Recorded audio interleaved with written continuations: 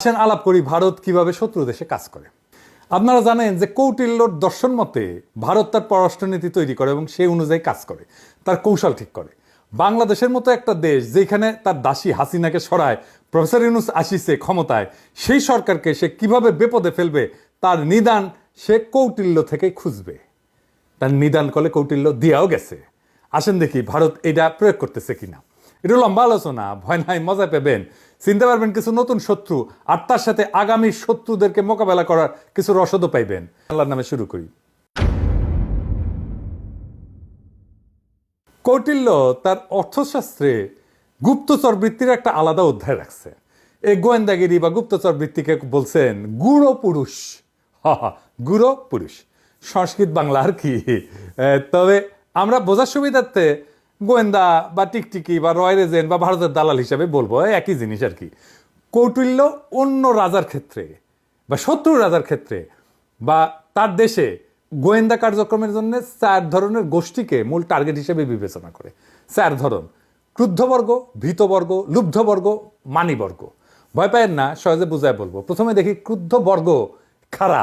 এই বর্গের কোন কোন প্রজাতির লোক আছে যাদেরকে ভারত টার্গেট করবে। 1 নাম্বার শত্রু রাজা, মানে ভারতের জন্য যে যারা শত্রুপক্ষ, অর্থাৎ আমাদের অন্তর্বর্তী সরকার, যাদের অর্থ বা টাকা দিবে বলে প্রতিশ্রুতি দিছে কিন্তু টাকা দেয় নাই। যেমন ধরেন জুলাই বিপ্লবে আহত ছাত্র জনতা, তাদেরকে টার্গেট করবে। এই যে আহতরা আইসা যে ঘেরাও টেরাও করতেছে, এটার পেছনে ভারতের হাত থাকতেই পারে। 2 নাম্বার কোন শিল্প, ব্যবসা বা অন্য সুবিধা প্রদানের বিষয়ে যাদেরকে সুবিধা দেওয়া হয় নাই। যেমন ধরেন যারা মনে করে যে উপদেষ্টা পরিষদ বা অন্য জায়গায় তাদের বেশি লোক নাই, তাদের ব্যবসায়ীরা আশানুরূপ চুরি করতে না পেরে এখন দিশাহারা, তাদের লোকদের ট্রান্সফার, পোস্টিং, প্রমোশন ইচ্ছা মতো হইতেছে না। নাই তো কইছেই বিএনপি থেকে সুপারিশের পর সুপারিশ আসে, সেটা বোধহয় হচ্ছে না এখন, তাই না? যাদেরকে রাজার প্রিয়জনেরা রাজকুলে ঠাঁই দেয় নাই, মানে মন্ত্রিসভা বা উপদেষ্টা পরিষদে প্রবেশ করতে দেয় নাই, বুঝেছেন তো?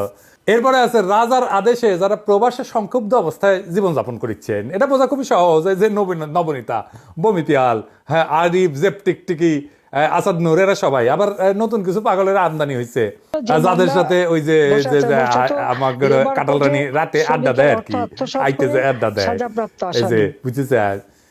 তারপরে যাদেরকে রাজা বা আমাদের প্রফেসর ইউনূস ডাইকে এনে পরাজিত বা তিরস্কার করেছেন, বকা দিছেন, বুঝাও। তারপরে যারা অনেক ব্যয় কইরাও কাজ উদ্ধার করতে পারেন নাই। এই লিস্টে আছে মূলত আওয়ামী লীগের শেষ সময় যে সমস্ত ব্যবসায়ী কাজ পাওয়ার জন্য ঘুষ দিছে, কাজ পাইতে পাইতে তাদের আপায় পালায় গেছে।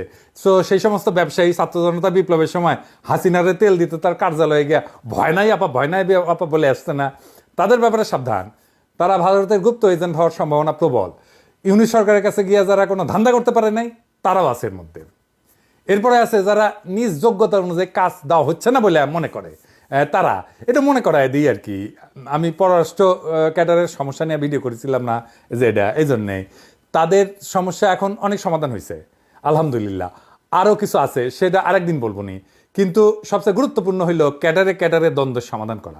প্রশাসন ক্যাডারের স্যারদের কইতেছি, ওনারা আবার স্যার না ডেকলে আবার মাইন্ড করে না, তো স্যার ডেকে কইতেছি দয়া করে নিজেদের লোভ কমান। সব ক্যাডারের অফিসারদের নিজেদের ভাই আর পরিবারের সদস্য ভাবেন, তাদের সমস্যার সমাধান করেন। আমার কথা তো আপনাদের কানে ঢুকবে না। নাইলে কেন একদিকে আপনারা 25 ক্যাডারের আন্দোলনকারীদের চাকরি থেকে বরখাস্ত করতেছেন, অন্যদিকে আপনাদের আওয়ামী লীগের বন্দনা কইরা বরখাস্ত হওয়া পিচ্চি স্বৈরাচার ম্যাজিস্ট্রেটকে জামিন দিতেছেন? ফাজলামি পাইছেন? দেশ থেকে আপনাদের বাপের তালুক। হ্যাঁ, লাস্ট ওয়ার্নিং দিতেছি, এরপর আর কোনো কথা হবে না। সোজা মায়ের সোজা সজিয়াওয়ালের সামনে গরু পেলামার যে আপদ করবো, পারলে টেকায়েন। সবার নাম লিস্ট করেছি, ধরলে গেলে কাউরে ছাড়ুম না, পুরা 16 বছরের ইতিহাস ধরে টান দিমো। এরপরে আছে যাদেরকে সম্মানজনক পদ বা নিয়োগ থেকে বিদায় করা হয়েছে, তারা। এই লিস্ট নিয়ে বেশি কথা বললাম না, এটা সবার জানা আছে। এরপরে আছে যাকে রাজা তার প্রাপ্য মূল্যায়ন করেন নাই। এই গ্রুপের মূল টার্গেট হইল সেই সব লোক যারা ফ্যাসিস্টের দোষর না, কিন্তু ইউনূস স্যারের সরকার তাদেরকে যথেষ্ট মূল্যায়ন করে নাই আর কি। এই তালিকা কিন্তু অনেক বড়। যেমন ধরেন কথা কামাল, এই তালিকার লোক কলে বুঝি চাও, ওর পিছে কলে ইন্ডিয়া লাইন দেবে। এখন ইন্ডিয়ার কাছে অলরেডি সেল হয়ে গেছে কিনা ওটা উই করবে পারবে। আর তারপরে আছে যার স্ত্রীকে শত্রু রাজার কেউ করিছে। হ্যাঁ ভাই ভাই, আমি কেউ কিছু করি নাই, আমি কিছু করেছি নাকি পেজে যা উত্তর টুত্তর দেই আর কি। আপনার ওইটা আপনার অন্দরমহলে গর্ব সঞ্চার করিছে, কেস খলে জটিল লাগিচ্ছে, বুঝছাও। এরপরে হইতেছে যাদেরকে কারারুদ্ধ করা হয়েছে তারাও এই গোত্রে যোগ দিবে। দেখেন এখন জেল থেকে যারা সিরকুট লেখে, ফেসবুকে স্ট্যাটাস দেয়, এই গ্রুপকে ভারত এখন অ্যাক্টিভ করতেছে। তাই আমাদের এদের বিষয়ে সাবধান থাকতে হবে। এরপরে আছে বিনা বিচারে অন্যের কথা শুনে যাকে দণ্ডিত করা হয়েছে বেইনসাফি করিয়া। আমি আন্তর্জাতিক অপরাধ ট্রাইব্যুনালকে, আমার মহামান্য সুপ্রিম কোর্টকে অনুরোধ করব, দয়া করে কারো প্ররোচনায় কাউকে বিনা বিচারে সাজা দেবেন না, বেইনসাফি করবেন না। প্রত্যেক অভিযুক্তের ব্যাপারে খোঁজ নেন, তাদের ব্যাকগ্রাউন্ড চেক করেন, যদি দোষী হয় সাজা দেবেন অবশ্যই।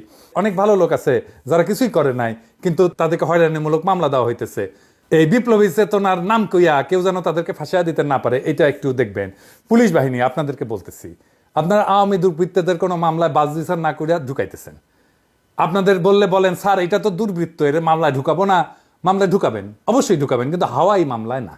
সে যদি দুর্বৃত্তই হয় তার দুর্বৃত্তপনা খুঁজে বের করেন, সেটা ডকুমেন্ট করেন, তারপরে মামলা দেন সেটার ভিত্তিতে। খাইটা খান রে ভাই, সত্যের পথ, ইনসাফের পথ, এটার কোনো শর্টকাট নাই। ভুয়া মামলা দিয়েন না, ভুয়া মামলায় খালাস পাওয়া যাবে দুর্বৃত্ত। আর যদি ভুয়া মামলায় শাস্তি হয় তাহলে আপনি মারাত্মক বেইনসাফি করলেন, আর পুরা জাস্টিস সিস্টেমকে একটা বেইনসাফির পাঠ করে ফেললেন। এটা একটা সমাজের জন্য, একটা রাষ্ট্রের জন্য খুবই মারাত্মক একটা অন্যায়, একটা মারাত্মক একটা ভ্রষ্টতা, এটা মাথায় রেখেন। এরপরে আছে যাদের সর্বস্ব অপহরণ করা হয়েছে, আমি জানি না কাদের সর্বস্ব অপহরণ করা হয়েছে, তবে এই কাজে অন্তত বিপ্লবের পক্ষের কেউ কোনোদিন করবে না। অন্য কেউ যেন এই কাজ করতে না পারে সেদিকে আমাদের সজাগ দৃষ্টি রাখতে হবে। আর হইতেছে যাদের পরিবারকে স্বদেশ হইতে নিষ্কৃত করা হয়েছে, এই কাজে যোগ দিবে আওয়ামী লীগের সেই নেতাদের পরিবারের সদস্যরা যাদের কুকর্মের কারণে জনগণের দৌড়ানি খেয়েছে, দেশ ছেড়ে ভাগছে। তাদের জায়গায় তাদের প্রক্সি এজেন্ট হিসেবে কাজ করবে তাদের পরিবারের সদস্যরা বা পলাতক সদস্যরা। তো কৌটিল্য মতে এই গোত্রের লোকদের ভারত যে একটা কথা বলবে, কি বলবে জানেন?